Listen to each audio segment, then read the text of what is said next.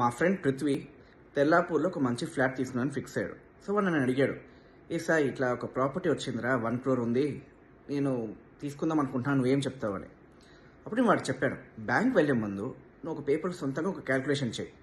ఒక simple rule follow అవ్వు, 20-20-40-4.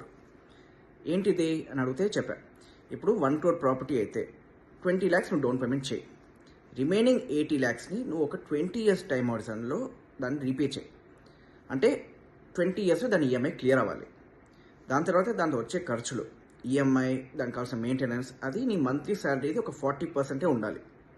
ఇంకా the entire value of the property, ఆ 1 crore నీ ఇయర్లీ టేక్ హోమ్కి ఒక 4 times ఉండాలి. అంటే ఇప్పుడు 1 crore ప్రాపర్టీ అయితే నీ టేక్ హోమ్ శాలరీ ఒక 25 lakhs ఉంటే తెల్లాపూర్లో హాయిగా బిందాస్గా ఫ్లాట్ నువ్వు హాయిగా తీసేసుకోవచ్చు.